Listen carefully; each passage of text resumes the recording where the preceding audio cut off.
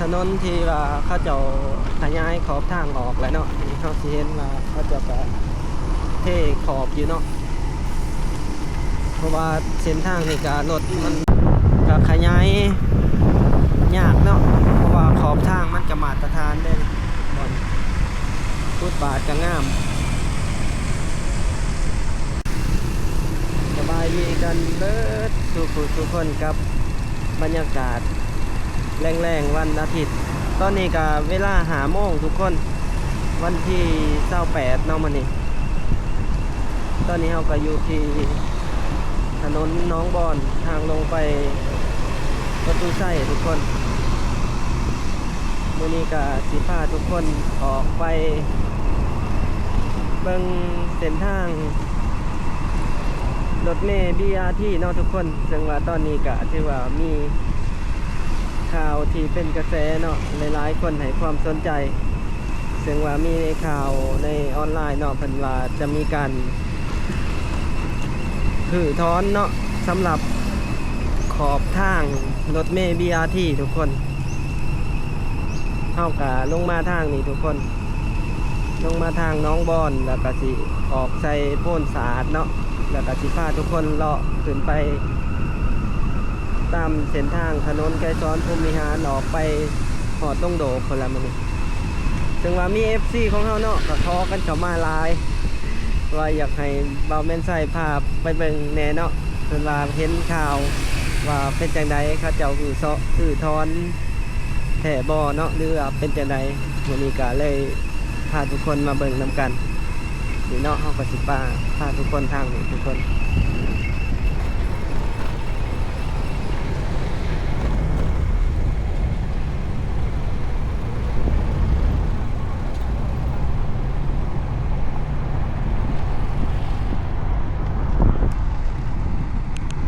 จุดนี้แม่นเขตโพ่นสะอาดเนาะทุกคนบอนนี้เขาเจ้ายังบ่ทันถือถอนน่าจะบ่ได้ถือที่บอนนี่หรือจังไดเนาะน่าจะเอาออกแต่บอนที่จุดที่การจราจรหนาแน่นบ่หรือจังไดเนาะเดี๋ยวไปเบิ่งกันแต่ว่าเห็นอยู่ในข่าวออนไลน์อยู่ในเฟซเนาะหลายๆเพจเอาลงก็ถือว่ามีการถือถอนอยู่แถวถนนต้องโดกเนาะเส้นทางที่เชื่อมต่อกับเส้นทาง450 ปีฮะทุกคน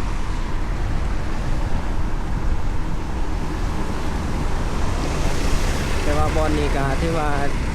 ยั่งเนาะแต่ว่าบอนนี้เขาจะตีเส้นแล้วเนาะตีเส้นถือว่าเสร็จแล้วถือว่า100%ในบอนถือว่าสถานีก็มีการติดตั้ง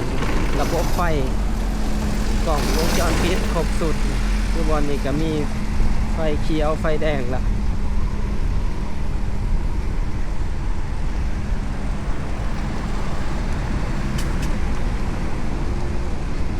เนาะจุดวงเวียนนี่จะมีการเอาออกบ่ถาเบิงไว้นำกันช่วงนี้ก็ถือว่ามีการตกแต่งหลายๆอย่างเนาะเดินถาดหลวงเขาเจ้าก็เฮ็ดใหม่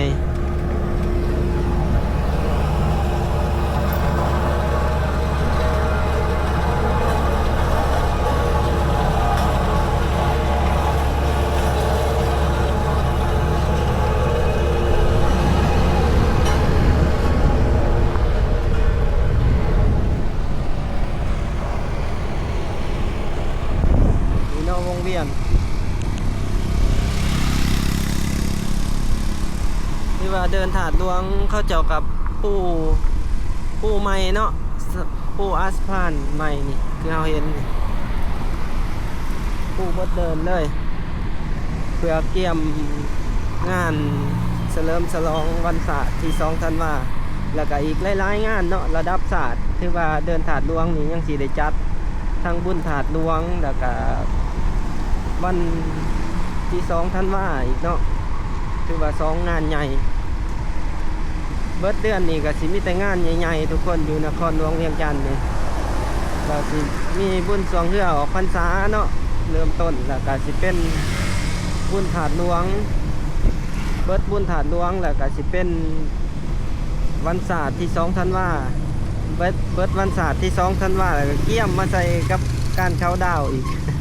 ปีใหม่สากลนี่ก็4 งานทุกคนจ่อๆกันเลยใน2 เดือนคือเป็นงานใหญ่ระดับศาสตร์ที่ตอนนี้เฮาก็อยู่ขอยพ่นเข่งเนาะ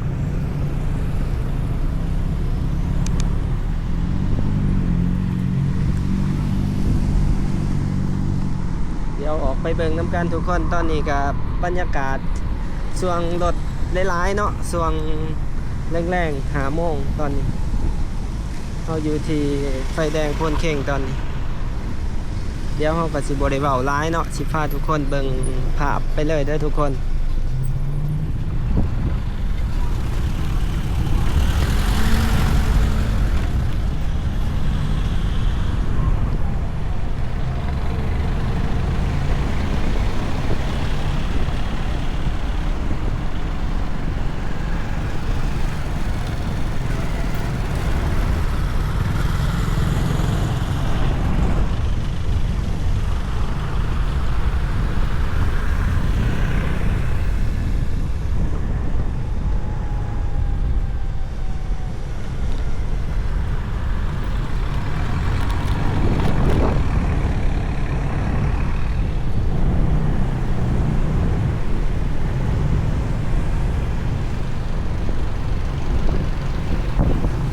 นำกันเนาะทุกคนว่า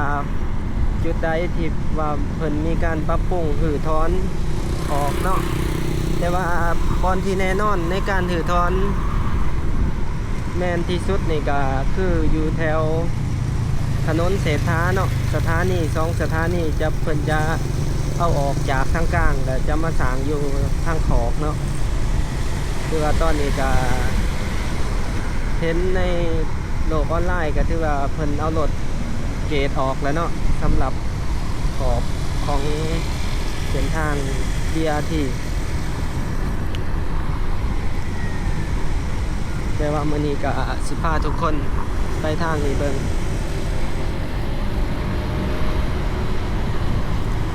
คิดว่าสิบ่ได้มาเนาะแต่ว่าก็มี FC หลายๆคนให้ความสนใจหลายว่าอยากให้เบาแม่นไส้พามาเบิ่งแน่เนาะว่าเป็นจังไดเนาะสำหรับ FC ทางภายในแล้วก็ต่างประเทศเนาะเพื่อเป็น FC ทางต่างประเทศเนาะเพิ่นบ่ได้มาบ้านด้นเพิ่นก็อยากเห็นสภาพความเป็นไปของบ้านเมืองเนาะว่าเป็นจังไดปัจจุบันเหตุใดเป็นแนวใดเนาะเขาก็มาอัปเดตให้หลายๆคนได้เบิ่งนำกันทุกคนแต่ว่าสำหรับการออกแบบหรือว่าหลายๆอย่างเบาแม่นไส้กับสิบขอออกความเห็นเนาะว่า ว่ามันเป็นจังไดขอดีขอเสียยังเนาะก็สิทายให้ทุกคนได้เบิ่งพิจารณากันเนาะทุกคนว่าเป็นจังไดจุดใดเนาะ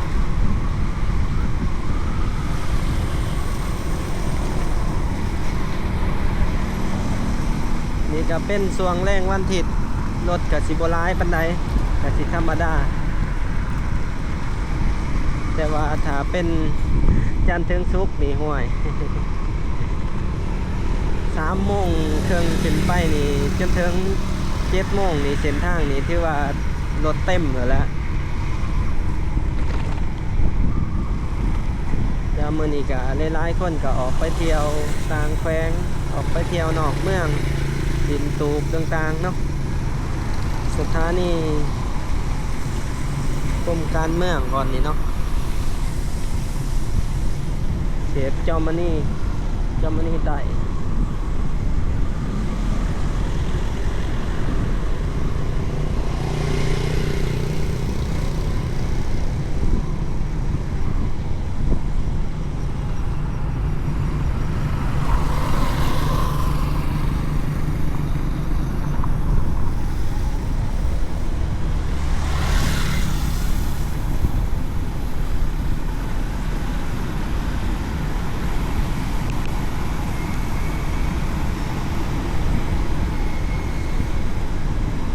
ตอนนี้เฮาก็ฮอดแถว สี่แยกไฟแดงลักหาหรือว่าหอประชุมแห่งชาติเนาะทุกคนถือว่าบอนนี้เขาเจ้ายังบ่ทันหือออกเนาะแต่ว่าน่าจะแม่นแถวดงโดกเนาะเขาเจ้าหือออกเฮาเห็นในออนไลน์เดี๋ยวไปเบิ่งกันเนาะ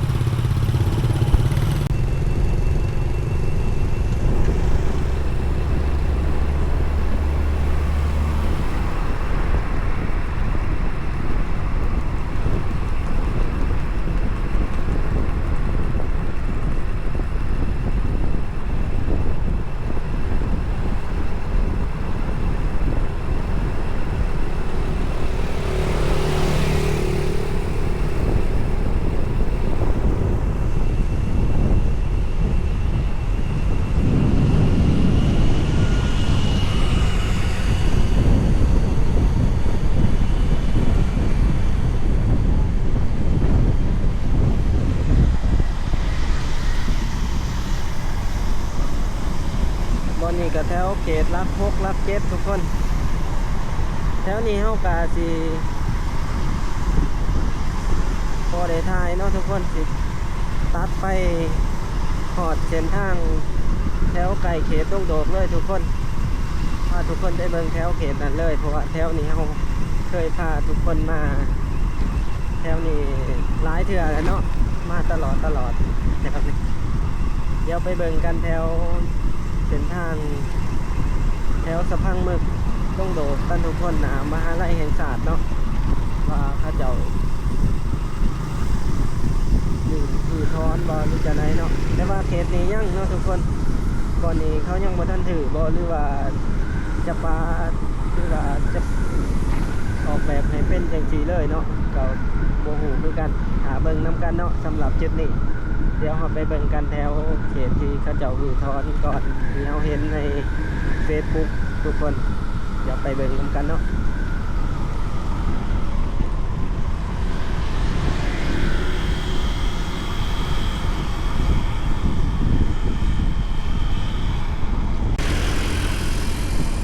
คือว่าเขตนี้ยังมีการก่อสร้างถนนกันอยู่เนาะทุกคนตอนนี้ก็อยู่ในเขตลักเก่าทุกคนลักเก่าอ๋อ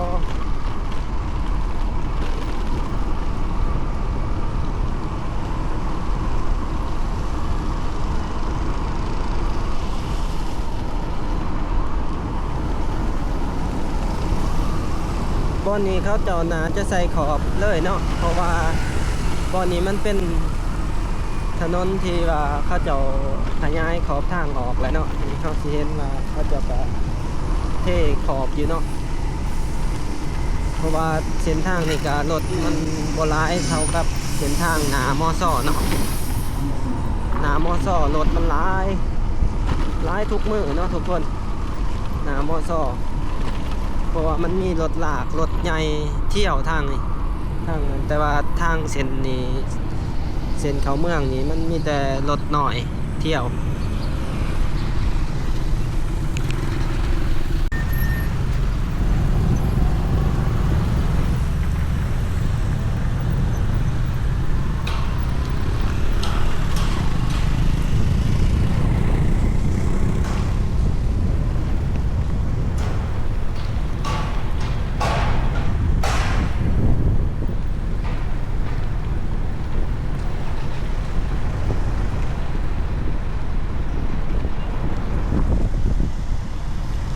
นี่ทุกคนเขตนี้ที่ว่ามีการ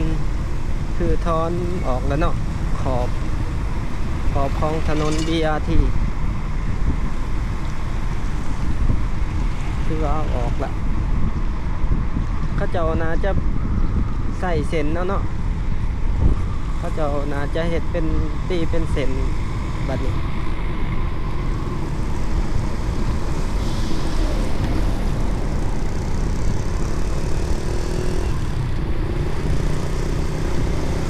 ย่างแต่ขอบกลางก็ขอบของเล่นเส้นทาง BRT เขาจะเอาออกไปทุกคนในเขตนี้ ก็จะน่าจะตีเส้นเหลืองเส้นแดงเนาะแต่บอลนี้ยังทุกคนก่อน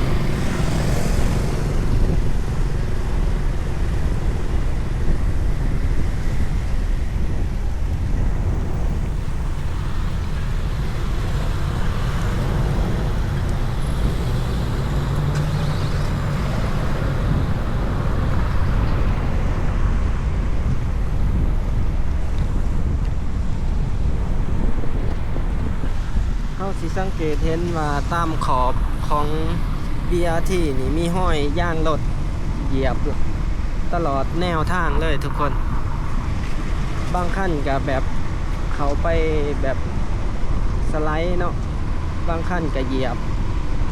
บางขั้นกับแบบรถไปทุยเอาบอนนี้ก็เขตบ้านสะพังมึกบรรยากาศวันอาทิตย์ทุกคน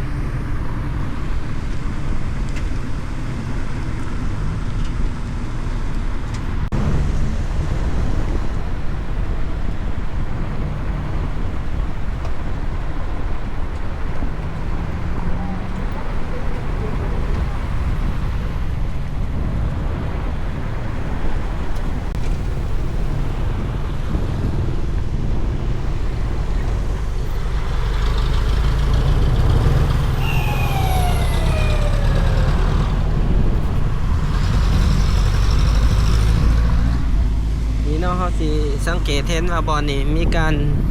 ขูดออกแล้วเนาะเขาเจ้าหือทอนบอลนี่ไก่นามหาลัยแห่งศาสตร์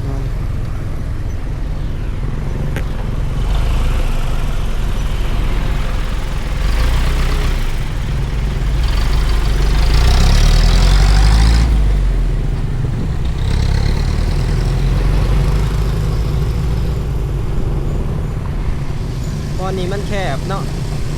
เขาจะก็เลยเอาออกน่าจะเป็น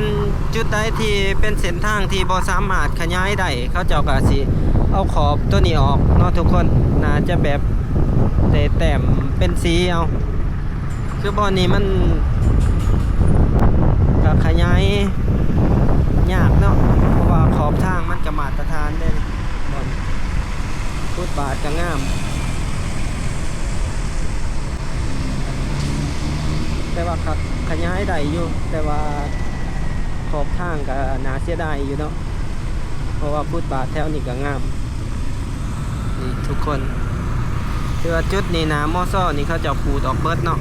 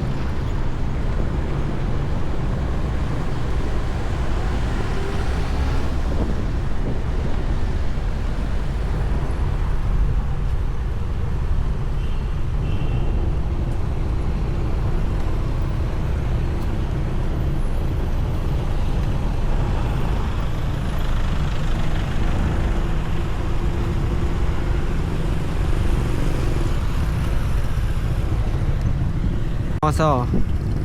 เพราะว่าเขตนี้มันเส้นทางกับบกกวางปันใดแต่ว่ารถร้ายเนาะ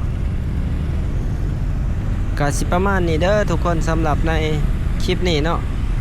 ก็ได้พาทุกคนมาเบิ่งเนาะสำหรับหลายๆคน FC ที่ขอกันเข้ามาวันนี้ก็จัดให้ตามคำขอเนาะพาทุกคนมาเบิ่งตามสายทาง BRT เวียงจันทน์ก็สิประมาณนี้เด้อทุกคนสำหรับในคลิปนี้ตอนนี้ก็เวลา5:30แล้วก็สิกลับแล้วเนาะตอนนี้ก็ขอขอบใจเบิดทุกคนที่ เบิ่งรับชมจนจบคลิปเนาะบ๊ายบาย